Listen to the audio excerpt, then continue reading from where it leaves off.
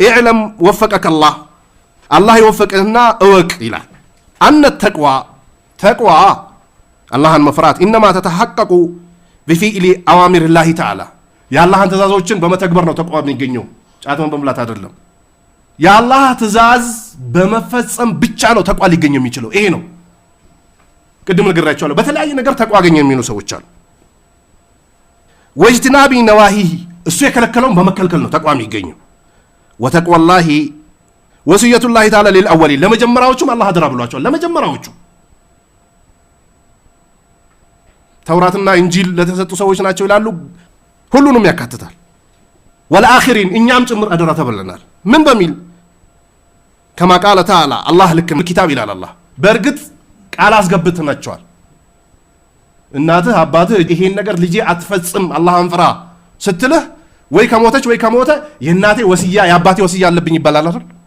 ወለቀድ ወሰይና الذين اوتوا الكتاب على الله በእርግጥ ከናንተ በፊት የነበሩ መጻፍት የተሰጣቸው ሰዎች ቃል አስገብተናቸዋል من قبلكم ከናንተ በፊት وإياكم እናንተንም አን ተቁላህ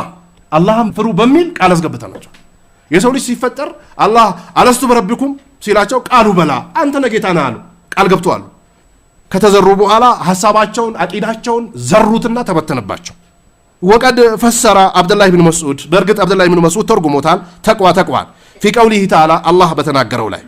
ኢተቁላህ ሐቀ ቱቃቲ አላህን ተገቢ የሆነ ፍርሃት ፍሩት የሚለውን ቃል አይውጣ ፈላ ይውሳ አላህ እሺ ሊባል ነው ላይታመጽ ወይዝከር አላህ ሊዘከር ነው በተለይ የአህለ ሱናዎች አንደኛውም ስራቸው እቺ ነች ይዘክራሉ የጧት የማታ ዝክር የቀን እኩለ ሌሊት የሚባል ዝክር አለ ስንተኛ ስንነሳ መንገድ ስንሄድ ስንመለስ ምንላቸው ዝክሮች አሉ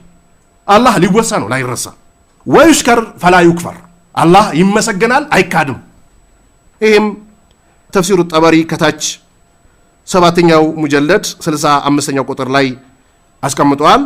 ወሰነዱሁ ሰይ ዱዓቶች ወይም ደግሞ አንዳንድ አሊሞች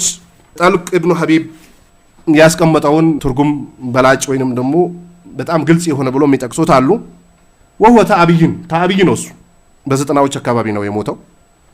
ምን ብሎ ተርጉሞታል እሱ ኢዛ ወቃትል ፊትና ፋጥፊዋ ቢተቋለ ፊትና ሲከሰት አላህን በመፍራት አጥፋት ብሏል ቃሉ ወመተቋሉት ተቋ ማለት ምን ማለት ነው ሲሉት አንተ አመለ ቢጣአቲላህ በአላህ ትእዛዝ ልትሰራ ነው አላ ኑሪን ሚነላህ ከአላህ በሆነ ብርሃን ተርጁ ሰዋብ አላህ የአላህን ምንዳ ከጅለህ وأن تترك معصية الله على نور من الله الله ማመጽን ልተው ነው ከአላህ በሆነ ብርሃን ተኻፉ ኢቃብ الله የአላህን ቅጣት ልትፈራ ብሎ ጠልቅ ኢብኑ ሐቢብ ልክ ኢብኑ ቀይምም እንደተጠቀሰው ነገር ግን ጠልቅ ኢብኑ ሐቢብ እርጃ አለበት ይላሉ አሊሞች ሙርጂእ ነው ይላሉ ኢብኑ ተይሚያም ተናግሮበታል ሰይድ ኢብኑ ጁበይርም ተናግሮበታል ሰዎች ራሱ አብሮት እንዳይቀማመጡ አስጠንቅቆበታል ስራ ከኢማን ውስጥ ሚካተት አይደለም ብሎ የሚል እምነት ነበረው አልአመል ላ ይድخሉ في الإيمان ይል ነበር ምን ሰራው ስራ ኢማን ውስጥ ሚካተት አይደለም ይል ነበር አህለ ሱናዎች በምላስ መናገርን በቀልብ መቋጠርና በተግባር ማስገኘት እነዚህን ሶስቱ ነው አያይዞ የሚሄዱት እሱ እዛ ውስጥ እዛ ፍትና ላይ ወጥቆ ነበር ይላሉ እኛ ከታቢይ ሰሃባ ይሻላል እንግዲህ አብዱላህ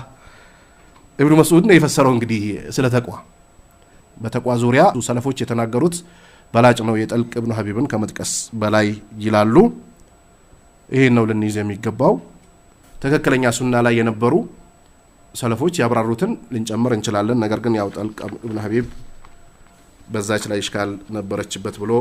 የሰለፊያ አሊሞች ይናገራሉ